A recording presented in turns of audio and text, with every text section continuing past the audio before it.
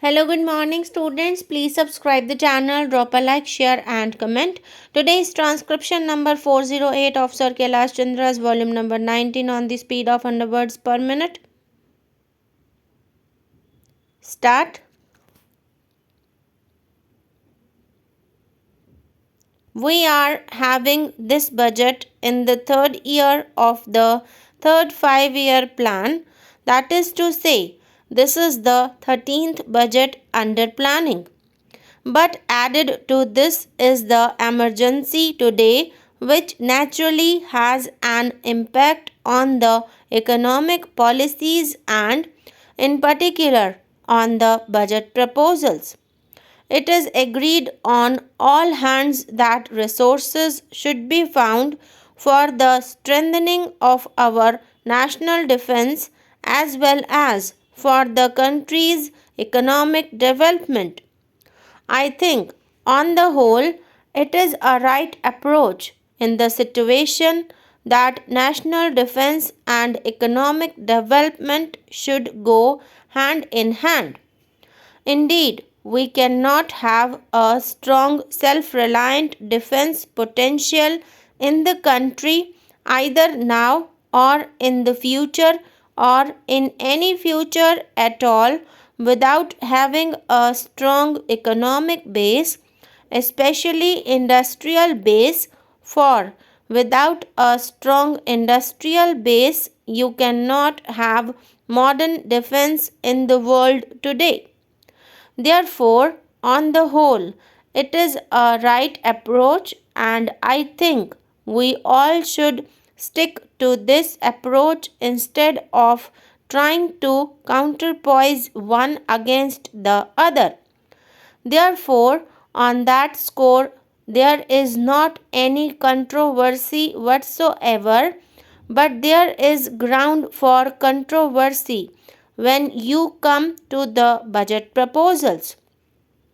The tragedy of the present budget is that it heavily penalizes the patriotism of our people.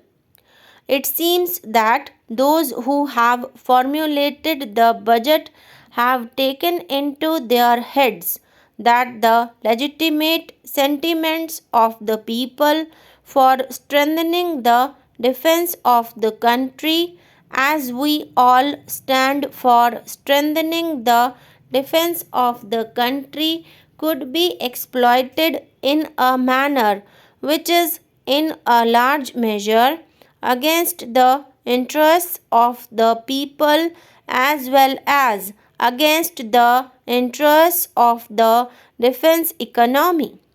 I wish to make it very clear that defense has two sides, weapons and equipment on the one hand, and the human side as well as the labor power of the working people on the other.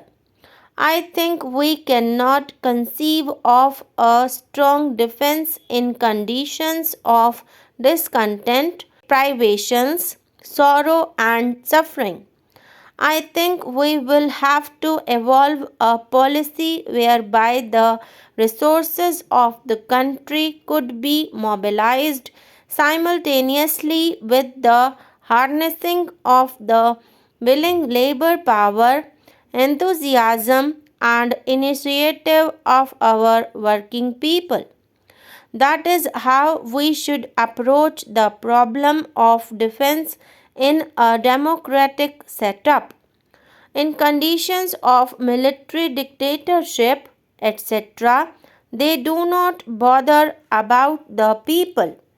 Somehow or other, weapons and equipment are brought from outside and some kind of defense is built up, which means, in fact, that when you go in for such a thing, you surrender your entire independence, and we are very glad that the Prime Minister has rightly pointed out time and again that in order to defend something, we must have that thing, and defense will be meaningless if we in the name of the preparations for the defense of the country, begin to sell our independence at some other counter. Such is not, fortunately, the policy of the government as we understand it, and such can never be the policy of the government. Therefore, there is national agreement on the question of defense and also on the question of economic development, although it has been raised by some people that in order to prepare the country for its defense, we must abandon some of our good objectives in the plan gradually and prune it. But by and large, the government, at least in theory, has not accepted it, and we would also like the government not to accept it in point of fact because, as I said, no defense worthy of a great independent nation like ours can ever be built except on the foundations of a solid, growing, strong economy. Now, therefore, Madam Deputy Chairman, where does the controversy arise between ourselves and the government?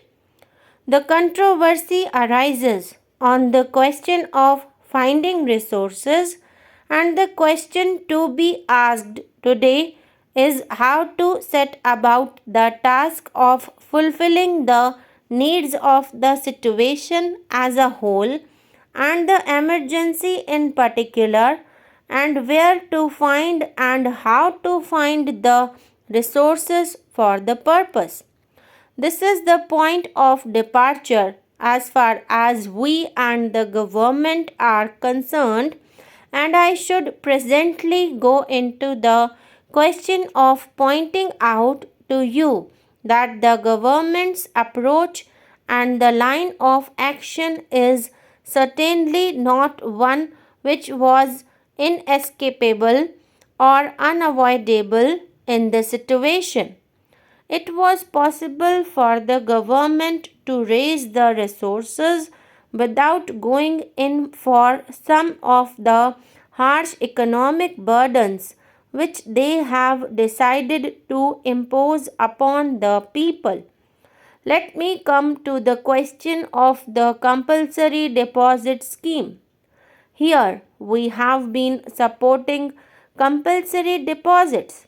In fact, we have been urging upon the government to introduce some such schemes as would enable them to tax the resources lying with the formal princes, multimillionaires, big businessmen, and other sections of the wealthy people.